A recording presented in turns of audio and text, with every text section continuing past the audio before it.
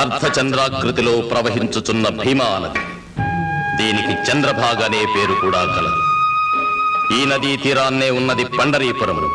ఇది ఏనాటి పుండరీపురము. పాపులను భక్తులను సమదృష్టితో ఉద్ధరించుటకై శ్రీ మహావిష్ణువు విఠలుడను పేర వెలసినాడు. సంగీత విద్వాంసుడు సుప్రసిద్ధ వాగ్గేయకారుడైన భక్త పురందరదాసు 4,75,000 కీర్తనలు రచించి పాండురంగని పాదాంకితం చేసినాడు. ఈ పండరీపురమున కార్తీక ఏకాదశి, ఆషాఢ ఏకాదశి పర్వదినములు. ఆ దినములలో దేశ దేశాల నుండి లక్షలాది ప్రజలు వస్తారు.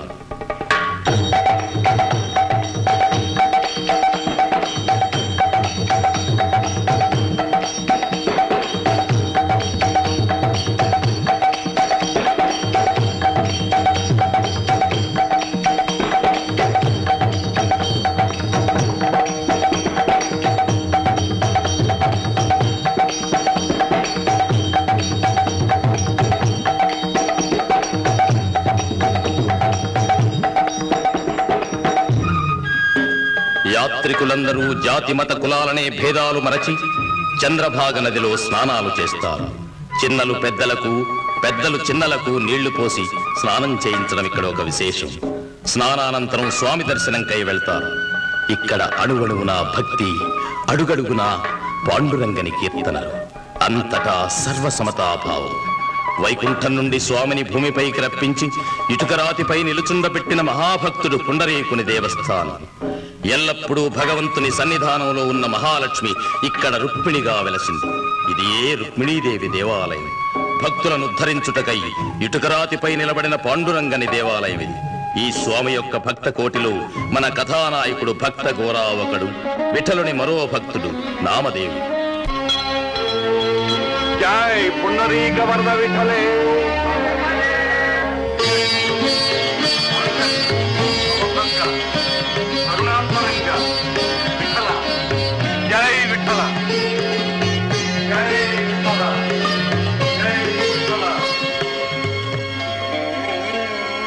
ఆయనే భక్తనామదే. పాండురంగని భక్తుల్లో అగ్రగతి. ఆయనకు పాండురంగడు ప్రత్యక్ష దైవం. పిలిస్తే పలుకుతాడు. ఆయన సమర్పించిన ప్రసాదాన్ని స్వామి స్వయంగా స్వీకరిస్తాడు. ఆ భక్తాగ్రేసుని దర్శనం స్వామి దర్శనంతో సమానం. ఆయన ఏకాంతానికి భంగం కలగకూడదు. ఇక మీరు వెళ్ళండి. స్వామి నైవేద్యం స్వీకరించు. విఠల, పాండురంగ విఠల, నైవేద్యం స్వీకరించు స్వామి, స్వీకరించు. స్వామి, నేను నామదేవుణ్ణి, నీ భక్తాగ్రేశ్వరుణ్ణి నైవేద్యం సమర్పిస్తున్నాను. స్వీకరించు స్వామి. ఏమి స్వామి, ఏమిటా మౌనం?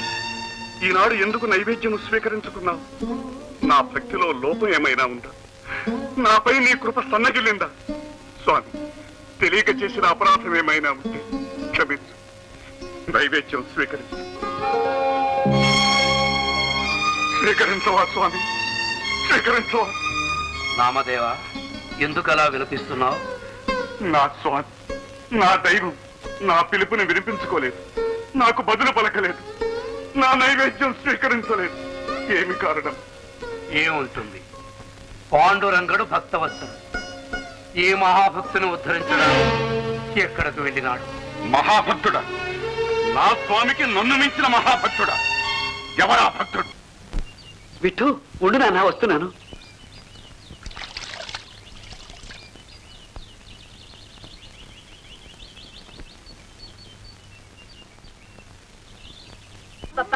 తండ్రికి తగ్గ కొడుకు. మీరు విఠలా విఠలా అంటే చాలు, తాగుతున్న పాలు కూడా విడిచిపెట్టి వచ్చేస్తాడు. నిజమే లక్ష్మి, ఆ పేరులోని మాధుర్యం వీడికి అప్పుడే తెలిసిపోయింది. పసిపిల్లలకు పాలు దేహబలాన్ని ఇస్తుంది, పాండురంగని నామామృతం జ్ఞానాన్ని ప్రసాదిస్తుంది. కదురా నాన్న? చాలు చాలు, మీ వేదాంతాన్ని వాడి తలకెక్కించి వాడిని కూడా మీలా తయారు చేయకండి. రేపు వాడికి ఎలాంటి భార్య వస్తుందో. విన్నావా నాన్న? మీ అమ్మకు నీ పెళ్లి గురించి ఇప్పటి నుంచే తాపత్రయం. చెప్పు, నీకెలాంటి భార్య కావాలి? పెద్ద చిన్న భయం లేకపోయినా బోలెడంత డబ్బున్న శ్రీమంతురాలు కావాలా? లేక కాస్త మాటకారి అయినా నీతి నియమం మర్యాద మంచి తెలిసి బంగారం లాంటి మనసున్న మీ అమ్మ లాంటిది కావాలి? ఆహాహా, మొదలు పెట్టారు ములవ చెట్టు ఎక్కించడం. అటు పాండురంగడు, ఇటు నేను నా కొడుకు తప్ప ఇంకెవరున్నారు మీరు పొగడ్డానికి? రండి. ఏమండి, జ్ఞాపకుండా ఇవాళ సంత. ఈ ప్రపంచమే ఒక సంత. అలాగని కూర్చుంటే కడుపు నిండుతుందా? చూడండి, కష్టపడి ఇన్ని కుండలు చేశారు.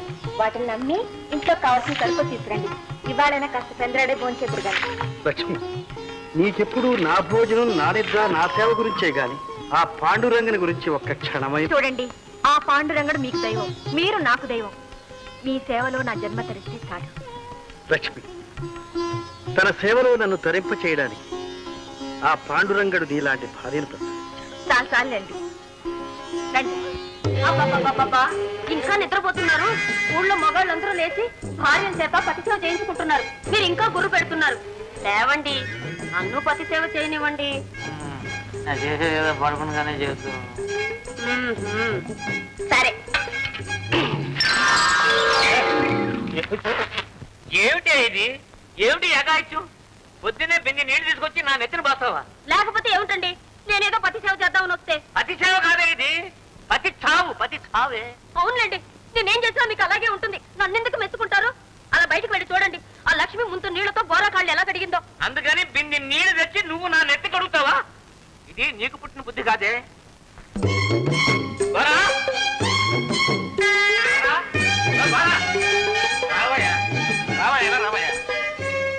అవును, బయట వ్యాపారంలో పోటీ, ఇంట్లో ఈ పోరేమిటయ్యా? నీ భార్యకి నా భార్యకి పోటీ ఏమిటమ్మా? నన్ను అడగోయా, నేను చెప్తాను.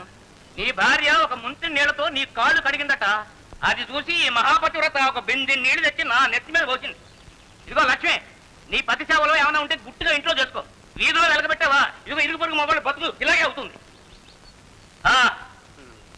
సంగోజీ, సంతకు రారా? ఇంత పొద్దున్నే వెళ్ళవలసినటువంటి కర్మ నాకేమిటయ్యా? నీలేక చిన్న చిత్క వ్యాపారమా? 10 మంది కూలీలు, జీతాలు, నాతాలు, సరుకు రాత్రి బండి మీద ఎప్పుడో వెళ్ళిపోయింది. తీరిగ్గా వస్తాను. ఏ సరే, మీకు వ్యాపారం చేసినా చేయకపోయినా పర్వాలేదు, కడుపు నిండిన కడుపు నిండిన వాళ్ళమే, కానీ ఇక్కడ కడుపు పండలేదే. చాలే, లోపలికి రండి. వస్తున్నా. పిలుస్తోంది పతివ్రత, వెళుతున్నాడు సత్యవ్రతుడు. పాతివ్రత్యం అంటే వీధుల్లో కాళ్ళు కడగడం కాదే. మరి చెప్తా విను. ఒక భర్త ఇంటికి వచ్చేసరికి ఒక ఇల్లాలు రోకలతో దంచుతూ ఉంది. ఆయన చూడగానే ఆయన సేవ చేద్దామని రోకల్ని అలాగే విడిచిపెట్టి వచ్చేసి ఆ రోకలి దానంతట అదే గాల్లో నిలబడిపోయింది. నువ్వు నిలబెట్టగలవా? నిలబెట్టగలవా? నిలబెట్టి చూపిస్తాను. చెయ్యి సాధన, చెయ్యి చెయ్యి చెయ్యి చెయ్యి. పొద్దున్నే నన్ను లేపి చెప్పే వీడి ఇంకా నిద్రపోనిస్తున్నావా? ఎదిగే బిడ్డ, నిద్రపోనివ్వండి. చెప్తున్నారా?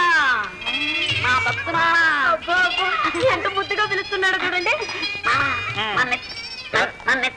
నిన్న ఏమిటండి మీరు ముచ్చట పడుతున్నాడు? ఎత్తుకోండి. ముచ్చట పడుతున్నాడు, ఎత్తుకోండి.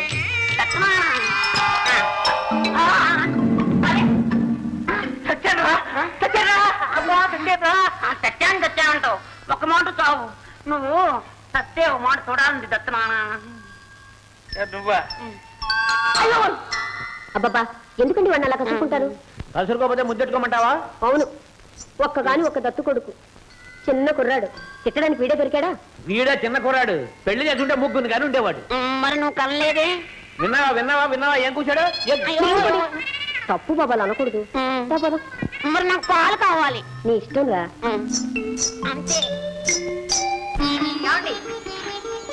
ఇవిగో రొట్టెలు, మధ్యాహ్నం తినడానికి మర్చిపోకండి. చెప్తాం దేవి గారి ఆజ్ఞ.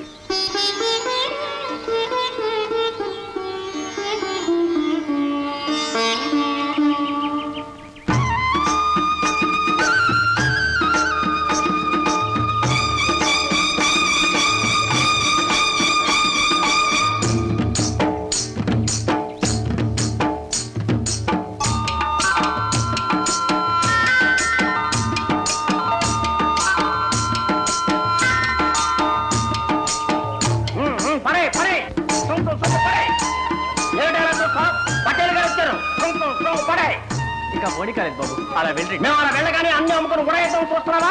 అదే కుదరదు. పడే సుంకం చెల్లించే వరకు ఇక్కడ వ్యాపారం జరగనివ్వు. పడే సుంకం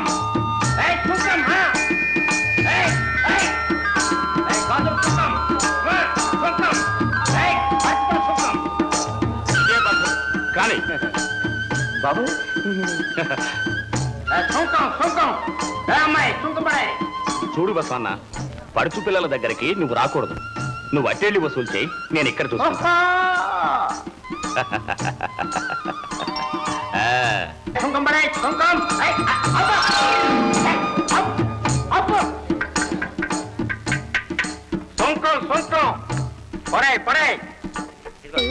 తీసుకెళ్ళలేదు, సంచి లేదు, ప్రతి ఇంటికి వెళ్ళి అడుక్కో, అప్పుడు పడేస్తారు మా వ్యాపారం. వేళాకోళంగా ఉందా? కుంకం చెల్లించకుండా వ్యాపారం చేయడానికి వీల్లేదు. ఇదిగో పటేలు, ఎవరైనా ఇతను సుంకం సుంకం అని శంఖ వదిలినట్లు అడుగుతున్నాడు. బసవన్న, సంగోజీ గారంటే ఎవరనుకున్నావు? ఈ గ్రామ పెద్దల్లో ఒకరు. వారిని సుంకం అడగకూడదు. సంగోజీ గారు పాపం కొత్త, ఈవేళే ఉద్యోగంలో చేరాడు. ఏమనుకోకండి. రా. అంటే సుంకం పడుచు పిల్లల్ని గ్రామ పెద్దల్ని అడగకూడదు అన్నమాట. మన సంగతి చెప్పరే. పటేల్ గారు, నేను ఇవ్వవలసిన సుంకం చూసావా? ఈ గోరా లాంటి వాళ్ళని అడగవలసిన అవసరం లేదు, వాళ్లే పిలిచిస్తారు. తీసుకురా. కుక్క మీ భోజనం. ఆకలేసింది కావాలి. ఇదిగో ఇదిగో వస్తున్నా ఉండు. అయ్యో ఆగు, ఎందుకంత తొందర?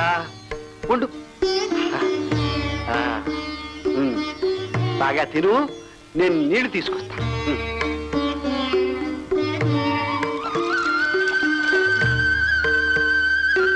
ఇదిగో నీరు తాగ. ఏమిటి గోరన్నా, మంచినీళ్ళు తీసుకొచ్చి కుక్కకు మర్యాద చేస్తున్నా? పాపం ఆకలైనా అన్నం పెట్టమని అడగలేని నోరు లేని జీవం. చూడు పాపం, ఏ పనైనా మనస్ఫూర్తిగా చేసినప్పుడే మన ఆత్మకు తృప్తి, ఆ పాండురంగనికి ఆనందం. అశక్తులైన తన బిడ్డలపై తల్లి ప్రత్యేక అభిమానం చూపుతుంది. అలాగే నా పాండురంగనికి ఈ నోరులేని జీవాలంటే అమిత అభిమానం. ఇదిగో మీ సుంకం తీసుకోండి.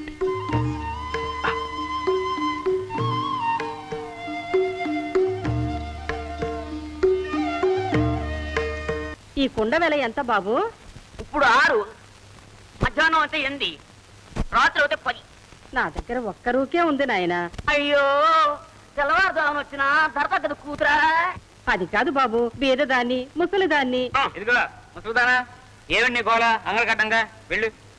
కాస్త తగ్గించు బాబు. అయ్యో అయ్యో, అబ్బా లే అబ్బాలే. ఏమిటమ్మా, ఏం జరిగింది?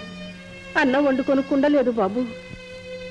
నా దగ్గరున్న ఒక్క రూకకు ఇవ్వమంటే తోసేశారు. అయ్యో పాప, నేను ఇస్తాను రా.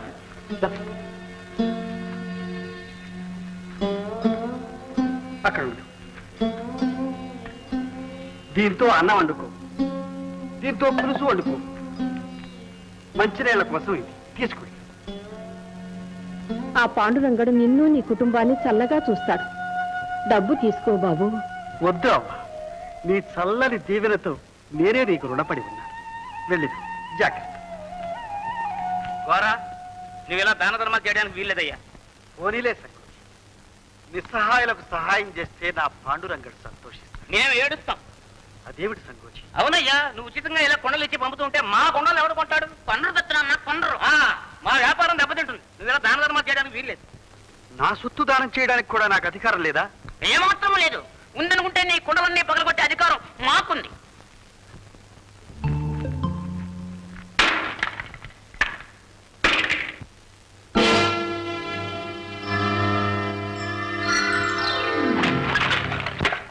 బాబు, ఏ కృష్ణ, నువ్వెప్పుడు వచ్చావు? ఇప్పుడే వచ్చాను బావా. ఎరా ఏమిటి ఏగడం? ఒళ్ళేమన్నా చిమచిమలాడుతుందా? ఏం లేదు. మరి కొండలు ఎందుకు పగలగొట్టావు? అది మా దత్తున్నా అన్నాడు. వీడికి నువ్వు సమాధానం చెప్పేదేంటి? కానీ అలాగే